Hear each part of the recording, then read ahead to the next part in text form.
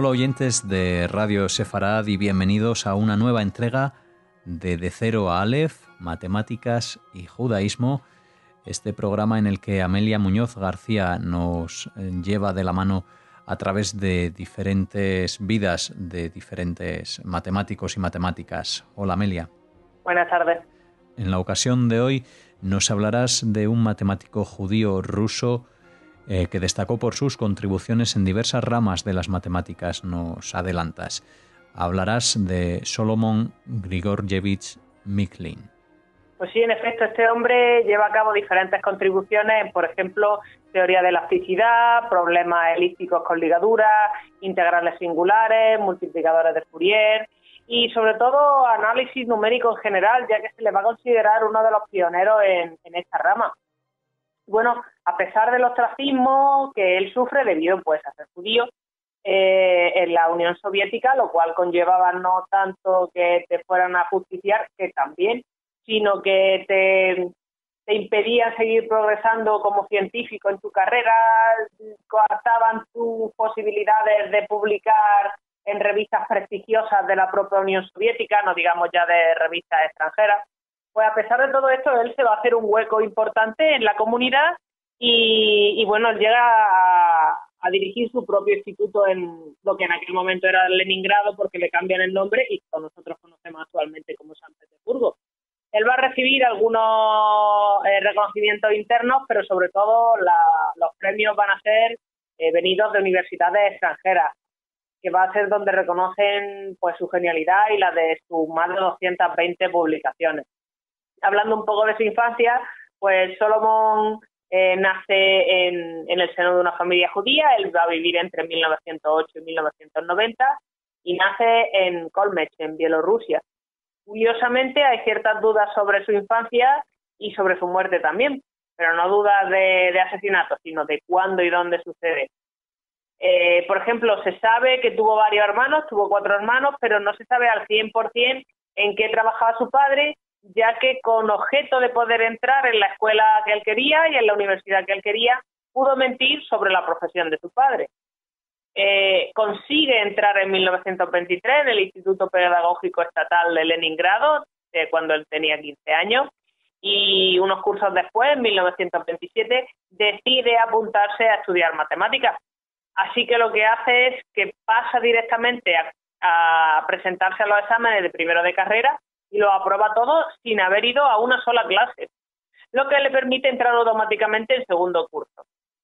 En 1929, un par de años después, presenta su tesis sobre series de potencias dobles y a continuación comienza a dar clases en institutos normales y corrientes de estudiantes.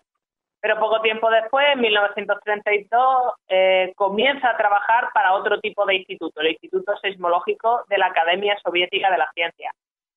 En este momento empieza a trabajar en teoría de elasticidad, específicamente en el problema del plano.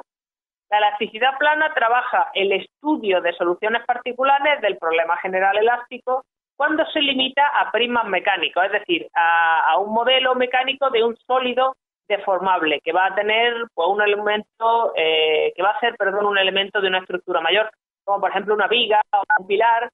Y estos objetos se tratan para problemas bidimensionales y se investiga las tensiones y las deformaciones que van a sufrir. Posteriormente, Solomon se va a interesar por la teoría de casquillos, que se refiere a las propiedades mecánicas de los casquillos de bala o de los casquillos en general, cuando la torsión y el doblaje son lo suficientemente irrelevantes para ser ignorados. Entendemos como casquillo a un sólido que está contenido entre dos superficies curvas y que estas son paralelas o prácticamente paralelas, de tal modo que el sólido ocupa el espacio disponible entre ellas. Esta teoría se conoce también como teoría de membranas sobre casquillos. Por último, nos encontramos el espectro de Cosserat, es decir, los valores de un parámetro que no admite soluciones triviales para el problema de Dirichlet en un lugar de definición con ciertas características que no van a ser muy estrictas. Esto va a ser el espectro de Cosserat.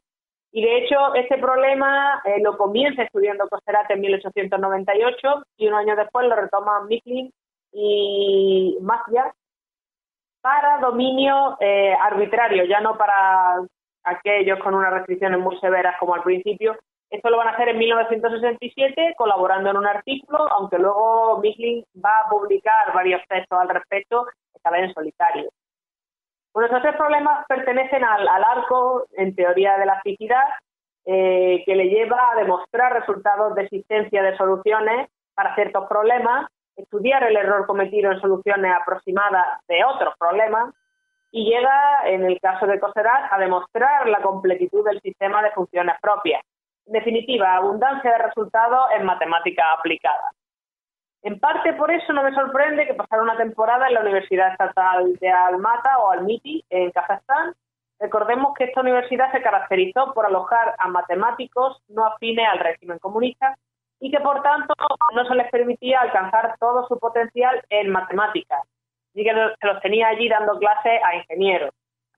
Pero bueno, no eran lo suficientemente subversivos como para mandarlos a Siberia o similares, y ellos van a aprovechar esta oportunidad para desarrollar aquellas matemáticas que van en consonancia con carreras de ingeniería, y esto es, por ejemplo, matemáticas aplicadas. Y bueno, por allí van a pasar un batallón de especialistas judíos. En particular, Mifflin estuvo allí entre 1941 y 1944, y va a ser entonces cuando vuelve, en el 44, con su mujer y su hijo a Leningrado, como profesor de pleno derecho a la Universidad Estatal.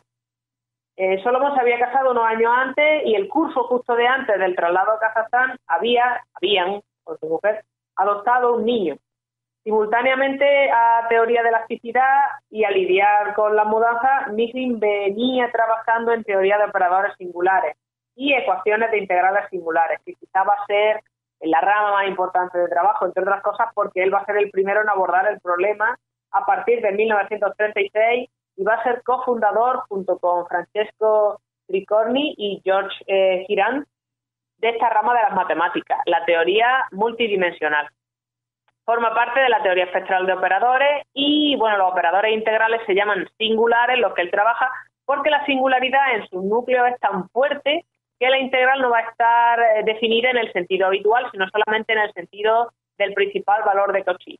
Es decir, se encuentra con unas condiciones tan extremas que no nos vamos a encontrar con una de las operaciones más usuales en matemáticas, sino que va a tener que irte a esta operación pero con las condiciones más relajadas, o a una cosa mucho más puntual.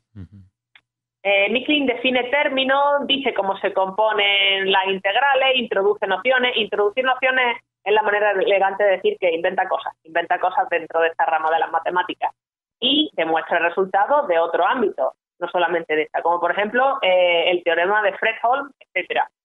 De hecho, lo que hizo con respecto a este teorema fue proponer un método de resolución de ecuaciones integrales basada en fórmulas recurrentes bastante sencillas para el cálculo aproximado de los coeficientes de la serie de Fredholm de este hombre. Entonces, como es muy sencillo, se usa mucho en informática a día de hoy. No es perfecto porque a veces no funciona, a veces hay error, pero es una manera de empezar a abordar el problema, y una vez que descartas los casos que no le sirve este método, lo que te queda es enormemente más fácil de abordar que la alternativa.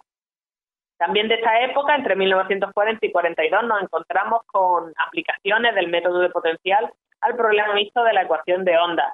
Concretamente, resuelve el problema para ciertas condiciones iniciales en dimensión 2. Y casi una década después, en 1951, prueba la convergencia del método alternado de Schwarz para ecuaciones elípticas de segundo orden.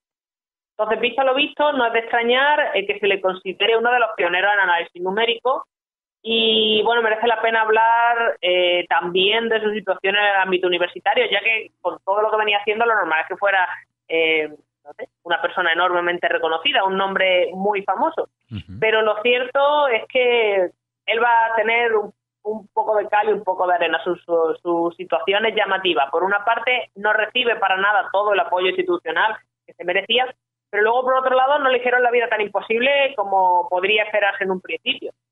Por ejemplo, en 1958, bueno, pues lo van a dejar ir con el grupo de matemáticos que se traslada a Edimburgo, a Reino Unido, con ocasión del Congreso Internacional de Matemáticas de este año. Esto es inaudito porque nunca dejaban cruzar la frontera a nadie de que no fuera un recalcitrantemente afín al partido. Es más, en una larga época en que se controlaba a la gente y se le impedía trasladarse dentro de la Unión Soviética si pertenecía a determinados colectivos, como es el caso de Miklin, al ser judío, pues no se podía viajar, y sin embargo a este hombre sí lo dejan trasladarse entre naciones del bloque soviético. Hay una cita suya que se hizo bastante conocida y que creo que resume cómo se toma él todo esto. Miklin dice: ellos, refiriéndose a la burocracia, ¿no? Ellos tendrán el poder, pero nosotros tenemos teoremas. En esto reside nuestra fuerza. Eso lo dice en el sentido de que la administración podía ser enormemente cruel, podía poner todas las cortapisas ya inimaginables por ser judío, podía la división del partido correspondiente a la universidad impedirle recibir premios o no reconocer su trabajo, pero todo aquello palidecía ante la fuerza del teorema que él había demostrado y que estaba ahí para quedarse para siempre. Precisamente este último comentario, el de impedir recibir premios, lo cuento o lo digo en relación a lo siguiente. En 1981 la Academia Nacional del Licei, italiana, lo nomina y le va a conceder un premio que lleva no solamente el reconocimiento, sino cierto dinero asociado. Pero se percataron los italianos de que cualquier ayuda económica no le iba a llegar a Solomon, ya que esta iba a ser confiscada. Ajá. En consecuencia, cambian el premio a ser elegido miembro extranjero de la Academia. Por supuesto, ya sí que no le iban a dar permiso para ir a Italia a recibir el premio, así que se lo trae un colega matemático suyo y se lo entrega en una ceremonia privada a la que asisten solamente 6 personas. Los dos que lo reciben, Miklin y su mujer, su segunda esposa, y un matrimonio amigo suyo. La primera esposa de Miklin, lamentablemente, había muerto casi 20 años antes y él, en un momento determinado, decide volverse a casar. Y bueno, dada su influencia, la de su trabajo y la suya propia, era lo suficientemente grande como para superar parcialmente la injusticia burocrática. Por ejemplo, en el 64 va a ser nombrado jefe del laboratorio de métodos numéricos en el Instituto de Investigación de Matemáticas y Mecánica, cargo que va a ostentar durante 22 años. De hecho, una vez que el departamento cambia de ubicación a los suburbios de Leningrado, la influencia de Miklin se hace aún más patente. La influencia se podía ver desde hacía bastantes años antes, porque en un momento determinado Solomon decide montar un seminario en el que explica aquellas teorías que él va a ir sacando, y eso se va consolidando cada vez más. Un último apunte con respecto a los escritos de Miklin. Pues, él tiene, como comentábamos antes, más de 220 publicaciones, que normalmente se agrupan por temas o por ámbitos, y tras haber Solomon hecho o publicado todo aquello que consideraba necesario, porque él lo que iba era publicando según veía que hacían falta cosas, pues lo agrupa en un libro y publica varios libros de este tipo, los cuales se caracterizan por ser claros, por ser precisos y por tener una muy buena acogida entre los ingenieros, cosa inusual, ya que los ingenieros se suelen quejar de que los matemáticos somos un poco estirados. Bueno, Miklin no llega a retirarse, se hace senior a partir de 1986 y muere aún trabajando con 82 años, en 1990.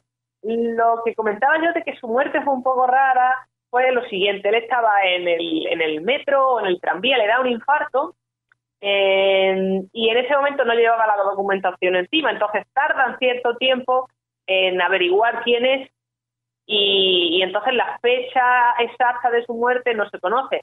Le sobrevive su mujer, que por cierto a Miklin había salido a buscar medicamentos para ella, pero le sobrevive durante solamente unos meses, lo cual es una pena. Bueno, él no llega a retirarse, como comentábamos, y quizá por eso recibe menos premios de los que debería, porque ya había caído el muro, ya era 1990, y entonces claro, sí que había posibilidades de viajar de un lado a otro, aunque sí que es verdad que varios años antes, en 1970, la Academia de las Ciencias Leopoldina, que es una academia alemana, le había concedido un premio, y en 1961 le habían dado la medalla de honor del Estado en la URSS.